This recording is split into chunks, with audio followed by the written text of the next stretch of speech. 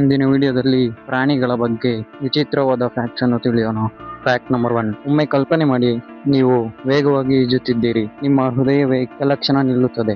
ನಿಮ್ಮ ದೇಹದಲ್ಲಿ ಒಂದಲ್ಲ ಎರಡಲ್ಲ 3 ಹೃದಯಗಳಿವೆ. ಇದು ಸೈನ್ಸ್ ಫಿಕ್ಷನ್ ಮೂವಿ ಸ್ಟೋರಿ ಅಲ್ಲ. ಸಮುದ್ರದ ಆಳದಲ್ಲಿ ಹೀಗೆ ಬದುಕುವ ಒಂದು ಜೀವಿ ನಿಜವಾಗಿಯೂ ಇದೆ. ಅದೇ ಆಕ್ಟೋಪಸ್. ಮತ್ತೆ ಅಚ್ಚರಿ ವಿಷಯ ಏನೆಂದರೆ, ಇಂದಿಗೂ ವಿಜ್ಞಾನಿಗಳು ಇದನ್ನು ಭೂಮಿಯಲ್ಲಿರುವ ಅತ್ಯಂತ ಏಲಿಯನ್ ಲೈಕ್ ಕ್ರೀಚರ್ಸ್ ಗಳಲ್ಲಿ ಒಂದೆಂದು ಪರಿಗಣಿಸಿದ್ದಾರೆ. ಆಕ್ಟೋಪಸ್ ನೋಡಲು ಸಾಮಾನ್ಯ ಸಮುದ್ರ ಜೀವಿಯಂತೆ ಕಾಣಬಹುದು, ಆದರೆ ವಿಜ್ಞಾನಿಗಳು ಇದನ್ನು ಆಳವಾಗಿ ಅಧ್ಯಯನ ಮಾಡಿದಾಗ ಈ ಜೀವಿ ಜೀವಶಾಸ್ತ್ರದ ಹಲವಾರು ನಿಯಮಗಳನ್ನು ಆಲ್ಮೋಸ್ಟ್ ಮುರಿಯುತ್ತದೆ ಅನ್ನೋದು ಗೊತ್ತಾಯಿತು. ಅಂದ್ರೆ ಇದು ಕೇವಲ ಸೆಕೆಂಡ್ಸ್ ಗಳಲ್ಲಿ ಅದರ ಕಲರ್ಸ್ ಚೇಂಜ್ ಮಾಡುತ್ತದೆ ಅಂಡ್ ಪಜಲ್ಸ್ ಬಿಡಿಸಬಹುದು. ಮುಚ್ಚಿದ ಡಬ್ಬಿಗಳಿಂದ ತಪ್ಪಿಸಿಕೊಳ್ಳುತ್ತದೆ. ಸಣ್ಣ ರಂಧ್ರಗಳಲ್ಲೂ ಸಹ ನುಗ್ಗಿ ಹೋಗುತ್ತದೆ ಮತ್ತು ಅದರ ಸಾಫ್ಟ್ ಬಾಡಿಯೊಳಗೆ 3 ಪ್ರತ್ಯೇಕ ಹೃದಯಗಳಿವೆ. ಆದರೆ ಪ್ರಶ್ನೆ ಏನಂದ್ರೆ, ಒಂದು ಜೀವಿಗೆ ಈ ರೀತಿ 3 ಹಾರ್ಟ್ಸ್ ಯಾಕೆ ಬೇಕು? ಅದನ್ನು ಅರ್ಥ ಮಾಡಿಕೊಳ್ಳಲು ಮೊದಲು ಆಕ್ಟೋಪಸ್ ನ ರಕ್ತ ಮತ್ತು ಅದರ ಜೀವನ ವಿಧಾನವನ್ನು ತಿಳಿಯಬೇಕು. ಮಾನವರಂತೆ ಆಕ್ಟೋಪಸ್ ಸಾಮಾನ್ಯ ಕೆಂಪು ರಕ್ತವನ್ನು ಬಳಸುವುದಿಲ್ಲ. ಅದರ ಬ್ಲಡ್ ನಿಜವಾಗಿಯೂ ಬ್ಲೂ ಕಲರ್ ಅಲ್ಲಿ ಇರುತ್ತೆ, ಏಕೆಂದ್ರೆ ಮಾನವರ ರಕ್ತದಲ್ಲಿ ಹಿಮೋಗ್ಲೋಬಿನ್ ಎಂಬ ಪದಾರ್ಥ ಇರುತ್ತದೆ. ಅದರಲ್ಲಿ ಕಬ್ಬಿಣ ಅಂದ್ರೆ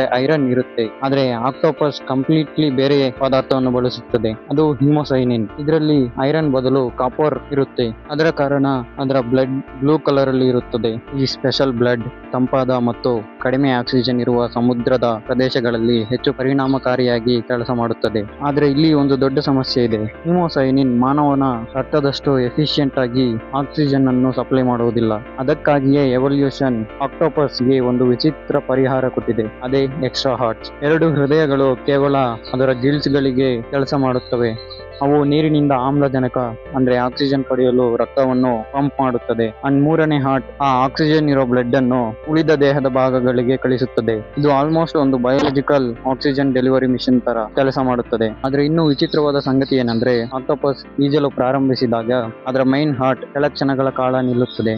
ಅಂದ್ರೆ ಆಕ್ಟೋಪಸ್ ಕಂಟಿನ್ಯೂಸ್ ಆಗಿ ಸ್ವಿಮ್ಮಿಂಗ್ ಮಾಡಿದರೆ ಅದಕ್ಕೆ ತುಂಬಾ ಸುಸ್ತಾಗುತ್ತದೆ. ಅದಕ್ಕಾಗಿ ಆಕ್ಟೋಪಸ್ ಗಳು ಮೀನುಗಳಂತೆ ನಿರಂತರವಾಗಿ ಈಜುವುದಕ್ಕಿಂತ ಸಮುದ್ರದ ನೆಲದ ಮೇಲೆ ಕ್ರಾಲ್ ಮಾಡುತ್ತಾ ಸಾಗುವುದನ್ನು ಹೆಚ್ಚು ಇಷ್ಟಪಡುತ್ತದೆ. ಆ ಇಂಟ್ರೆಸ್ಟಿಂಗ್ ಥಿಂಗ್ ಇಲ್ಲಿಯೇ ಮುಗ್ದಿಲ್ಲ. ಆಕ್ಟೋಪಸ್ ಭೂಮಿಯಲ್ಲಿರುವ ಅತ್ಯಂತ ಬುದ್ಧಿವಂತ ಆಸ್ತಿಹೀನ ಜೀವಿಗಳಲ್ಲಿ ಅಂದ್ರೆ ಇನ್ವರ್ಟಿಬ್ರೇಟ್ಸ್ ಅಲ್ಲಿ ಒಂದಾಗಿದೆ. ವಿಜ್ಞಾನಿಗಳು ಗಮನಿಸಿದಂತೆ ಆಕ್ಟೋಪಸ್ ಜಾರ್ಗಳನ್ನು ತೆರೆಯಬಹುದು, ಮೇಸ್ ಗಳನ್ನು ಸಾಲ್ವ್ ಮಾಡಬಹುದು, ಅಕ್ವೇರಿಯಂ ಗಳಿಂದ ತಪ್ಪಿಸಿಕೊಳ್ಳಬಹುದು, ಮನುಷ್ಯರನ್ನು ಗುರುತಿಸಬಹುದು. ಕೆಲವು ಆಕ್ಟೋಪಸ್ ಗಳು ಒಂದು ಟ್ಯಾಂಕ್ ನಿಂದ ಹೊರಬಂದು ನೆಲದ ಮೇಲೆ ಕ್ರಾಲ್ ಮಾಡಿ ಇನ್ನೊಂದು ಟ್ಯಾಂಕ್ ಗೆ ಹೋಗಿ ಆಹಾರ ಕದ್ದಿರುವ ಘಟನೆಗಳು ದಾಖಲಾಗಿವೆ. ಮತ್ತು ಅದರ ದೇಹ ಸಂಪೂರ್ಣ ಸಾಫ್ಟ್ ಆಗಿರುವುದರಿಂದ ಅದರ ಚಂಚುವಿಗಿಂತ ದೊಡ್ಡದಾದ ಯಾವುದೇ ರಂಧ್ರದೊಳಗೆ ಅದು ನುಗ್ಗಬಹುದು. ವಿಜ್ಞಾನಿಗಳು ಆಕ್ಟೋಪಸ್ ಬಗ್ಗೆ ಇನ್ನಷ್ಟು ತಿಳಿದುಕೊಳ್ಳುತ್ತಿದ್ದಂತೆ ಒಂದು ವಿಚಿತ್ರ ಸತ್ಯ ಸ್ಪಷ್ಟವಾಗುತ್ತಿದೆ. ಅತ್ಯಂತ ರಹಸ್ಯಮಯ ಜೀವಿಗಳು ಬಹುಶಃ ಬೇರೆ ಗ್ರಹಗಳಲ್ಲಿ ಇಲ್ಲ. ಅವು ಈಗಾಗಲೇ ನಮ್ಮ ಸಮುದ್ರಗಳ ಆಳದಲ್ಲಿ ಅಡಗಿವೆ ಮತ್ತು ಅವುಗಳಲ್ಲಿ ಅತ್ಯಂತ ವಿಚಿತ್ರವಾದದ್ದು ಆಕ್ಟೋಪಸ್ ಒಂದು. ನೀವು ಯಾವಾಗಾದ್ರೂ ಯೋಚಿಸಿದ್ದೀರಾ, ನಾವು ಗೋಡೆಯ ಮೇಲೆ ಹತ್ತಲು ರೋಪ್ಸ್ ಅಥವಾ ಮಿಷನ್ಸ್ ಅಥವಾ ಯಾವುದೋ ಸೂಪರ್ ಪವರ್ಸ್ ಬೇಕು, ಆದ್ರೆ ಒಂದು ಸಣ್ಣ ಹಲ್ಲಿ ಯಾವ ಗ್ಲೂ ಇಲ್ಲದೆ, ಯಾವುದ ಹಗ್ಗಗಳಿಲ್ಲದೆ ತಲೆ ಕೆಳಗಾಗಿ ಸೀಲಿಂಗ್ ಮೇಲೂ ಸುಲಭವಾಗಿ ನಡೆಯುತ್ತದೆ. ಅದು ಹೇಗೆ ಸಾಧ್ಯ ಅಂತ. ಗ್ರಾವಿಟಿ ಅದನ್ನು ಕೆಳಗೆ ಯಾಕೆ ಎಳೆಯುವುದಿಲ್ಲ? ಈ ಪ್ರಶ್ನೆಗೆ ಉತ್ತರ ಸಾಮಾನ್ಯ ಬಯಾಲಜಿಯಲ್ಲಿಲ್ಲ.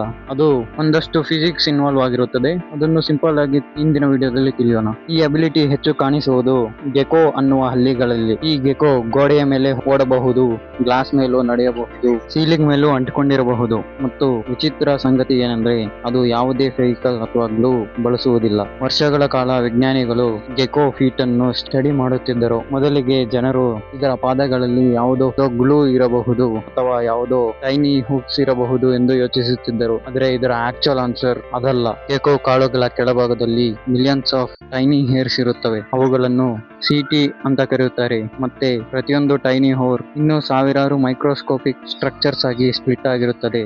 ಈ ಸ್ಟ್ರಕ್ಚರ್ಸ್ ಸರ್ಫೇಸ್ ಆಟಮ್ಸ್ ಗೆ ತುಂಬಾ ಹತ್ತಿರ ಬರುತ್ತವೆ ಮತ್ತು ಇಲ್ಲಿ ಫಿಸಿಕ್ಸ್ ಶುರುವಾಗುತ್ತದೆ. ಈ ಸ್ಟ್ರಕ್ಚರ್ಸ್ ಸರ್ಫೇಸ್ ಗೆ ತಾಕಿದಾಗ ಅಲ್ಲಿ ಒಂದು ಫೋರ್ಸ್ ಕ್ರಿಯೇಟ್ ಆಗುತ್ತದೆ. ಅದನ್ನು ವಾಂಡರ್ ವಾಲ್ಸ್ ಫೋರ್ಸ್ ಎಂದು ಕರೆಯುತ್ತಾರೆ. ಇದು ತುಂಬಾ ವೀಕ್ ಅಟ್ರಾಕ್ಷನ್ ಆಗಿರುತ್ತದೆ. ಅಂದ್ರೆ ಕೇವಲ ಒಂದು ಅಟ್ರಾಕ್ಷನ್ ತುಂಬಾ ವೀಕ್, ಆದ್ರೆ ಮಿಲಿಯನ್ಸ್ ಆಫ್ ಅಟ್ರಾಕ್ಷನ್ಸ್ ಒಂದೇ ಸಮಯದಲ್ಲಿ ಕೆಲಸ ಮಾಡಿದಾಗ ಅದು ಗೆಕೋ ಬಾಡಿ ವೆಯ್ಟ್ ಅನ್ನು ಹಿಡಿದುಕೊಳ್ಳುವಷ್ಟು ಪವರ್ಫುಲ್ ಆಗುತ್ತದೆ. ಮತ್ತೆ ಇನ್ನೊಂದು ಶಾಕಿಂಗ್ ಫ್ಯಾಕ್ಟ್ ಏನಂದ್ರೆ, ಇದು ಇನ್ಸ್ಟೆಂಟ್ ಆಗಿ ಅಟ್ಯಾಚ್ ಆಗಬಹುದು ಮತ್ತು ಅದೇ ರೀತಿ ಇನ್ಸ್ಟೆಂಟ್ ಆಗಿ ಡಿ ಅಟ್ಯಾಚ್ ಆಗಬಹುದು ಮತ್ತು ಹೈ ಸ್ಪೀಡ್ ನಲ್ಲಿ ಓಡಬಹುದು. ಅದು ಪರ್ಮನೆಂಟ್ ಆಗಿ ಸ್ಟಿಕ್ ಆಗುವುದಿಲ್ಲ. ಒಂದು ವೇಳೆ ಆ ರೀತಿ ಸ್ಟಿಕ್ ಆಗಿದ್ದರೆ ಒಂದು ಹೆಜ್ಜೆ ಹಾಕಿದರೂ ಕಾಲು ಬಿಡಿಸಿಕೊಳ್ಳಲು ಆಗುತ್ತಿರಲಿಲ್ಲ. ವಿಜ್ಞಾನಿಗಳು ಕಂಡುಕೊಂಡಿದ್ದು ಏನೆಂದರೆ, ಗೆಕೋ ತನ್ನ ಫೀಟ್ ಆಂಗಲ್ ಅನ್ನು ಚೇಂಜ್ ಮಾಡಿ ಈ ಅಟಾಮಿಕ್ ಅಟ್ರಾಕ್ಷನ್ ಅನ್ನು ಕಂಟ್ರೋಲ್ ಮಾಡುತ್ತದೆ. ಅಂದ್ರೆ ಅದು ಯಾವಾಗ ಸ್ಟಿಕ್ ಆಗಬೇಕು, ಯಾವಾಗ ರಿಲೀಸ್ ಆಗಬೇಕು ಅನ್ನೋದನ್ನ ಕಂಟ್ರೋಲ್ ಮಾಡುತ್ತದೆ. ಇದನ್ನು ನೋಡಿ ವಿಜ್ಞಾನಿಗಳು wall climbing robots, gecko gloves, advanced adhesives ಮಾಡಲು ಪ್ರಯತ್ನಿಸುತ್ತಿದ್ದಾರೆ. ಫ್ಯೂಚರ್ ಅಲ್ಲಿ ಹ್ಯೂಮನ್ಸ್ ಕೂಡ ಗೆಕೋ ತರ ಗೋಡೆಯ ಮೇಲೆ ಹತ್ತಬಹುದು ಅನ್ನೋ ರಿಸರ್ಚ್ ನಡೆಯುತ್ತಿದೆ. ನಾವು ಸಾಮಾನ್ಯವಾಗಿ ಹಲ್ಲಿಯನ್ನು ನೋಡಿ ಒಂದು ಸಿಂಪಲ್ ಪ್ರಾಣಿ ಅಂತ ಇಗ್ನೋರ್ ಮಾಡುತ್ತೇವೆ. ಬಟ್ ರಿಯಾಲಿಟಿ ಏನಂದ್ರೆ ಪ್ರತಿ ಸಲ ಒಂದು ಹಲ್ಲಿ ಗೋಡೆಯ ಮೇಲೆ ನಡೆಯುವಾಗ ನಮ್ಮ ಕಣ್ಣಿಗೆ ಕಾಣದ ಅಟಾಮಿಕ್ ಫಿಸಿಕ್ಸ್ ಕೆಲಸ ಮಾಡುತ್ತಿದೆ. Fact number 3. ಈಗ ಈ ರೀತಿ ಇಮ್ಯಾಜಿನ್ ಮಾಡಿ, ನೀವು ಇಂದು ಮಲಗುತ್ತೀರಿ ಮತ್ತು ಕಣ್ಣು ತೆರೆದಾಗ ಒಂದು ದಿನ ಅಲ್ಲ, ಒಂದು ವಾರ ಅಲ್ಲ, ಕೆಲವು ವರ್ಷಗಳು ಕಳೆದು ಹೋಗಿರುತ್ತದೆ. ಇಂಪಾಸಿಬಲ್ ಅಂತ ಅನ್ಸುತ್ತಲ್ಲ, ಆದ್ರೆ ಪ್ರಕೃತಿಯಲ್ಲಿ ಒಂದು ಟೈನಿ ಕ್ರೀಚರ್ ಇದನ್ನು ನಿಜವಾಗಿಯೂ ಮಾಡುತ್ತದೆ. ಅದರ ಹೆಸರೇ ಸ್ನೈಲ್. ಸ್ಲೋ ಆಗಿ ಚಲಿಸುವ ಈ ಜೀವಿ ಭೂಮಿಯಲ್ಲಿರುವ ಅತ್ಯಂತ ವಿಚಿತ್ರ ಸರ್ವೈವಲ್ ಸಿಸ್ಟಮ್ಸ್ ಒಂದನ್ನು ಹೊಂದಿದೆ. ಸಾಮಾನ್ಯವಾಗಿ ನಾವು ಸ್ನೈಲ್ ಅನ್ನು ನೋಡಿದಾಗ ಇದು ತುಂಬಾ ಸ್ಲೋ ಕ್ರೀಚರ್ ಅನಿಸುತ್ತದೆ. ಆದರೆ ವಿಜ್ಞಾನಿಗಳು ಕಂಡುಕೊಂಡಿರುವುದೇನೆಂದರೆ ಈ ಸ್ನೈಲ್ಸ್ ಸರ್ವೈವ್ ಆಗುವುದಕ್ಕೋಸ್ಕರ ನಂಬಕ್ಕೆ ಆಗದಿರುವ ಅಬಿಲಿಟೀಸ್ ಗಳನ್ನು ಎವಾಲ್ವ್ ಮಾಡಿಕೊಂಡಿವೆ. ಕೆಲವು ಸ್ನೈಲ್ಸ್ ತಿಂಗಳು ಕಾಲ, ಕೆಲವು ಸಂದರ್ಭಗಳಲ್ಲಿ ವರ್ಷಗಳ ಕಾಲವು ಇನ್ಆಕ್ಟಿವ್ ಆಗಿರಬಹುದು.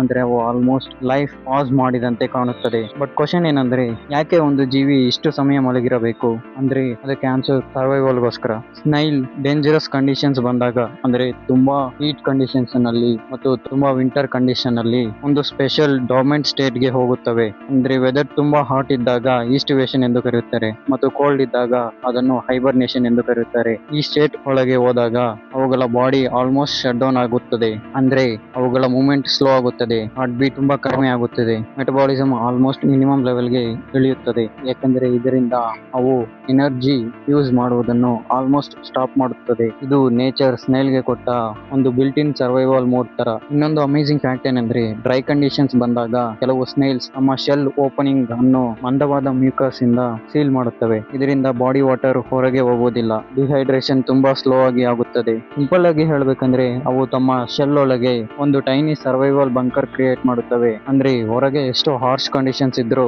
ಅವು ಒಳಗೆ ಸೇಫ್ ಆಗಿರುತ್ತವೆ. ನಾವೆಲ್ಲ ಸಾಮಾನ್ಯವಾಗಿ ಸ್ನೈಲ್ ತುಂಬಾ ಸ್ಲೋ ಆಗಿ ಮತ್ತು ಪೇಷನ್ಸ್ ಇಂದ ಇರುತ್ತೆ ಅಂತ ಅನ್ಕೊಂಡಿರ್ತೇವೆ. ಆದ್ರೆ ಅದರ ಗ್ರೇಟೆಸ್ಟ್ ಪವರೇ ಪೇಷನ್ಸ್. ಯಾಕೆಂದ್ರೆ ತುಂಬಾ ಹಾರ್ಶ್ ಕಂಡೀಷನ್ಸ್ ಬಂದಾಗ ಬೇರೆ ಹಲವಾರು ಜೀವಿಗಳು ಸರ್ವೈವ್ ಆಗುವುದು ಕಷ್ಟ. ಆದರೆ ಈ ಸ್ನೈಲ್ ಮಾತ್ರ ಕಂಡೀಷನ್ಸ್ ನಾರ್ಮಲ್ ಆಗುವವರೆಗೂ ವೈಟ್ ಮಾಡುತ್ತದೆ.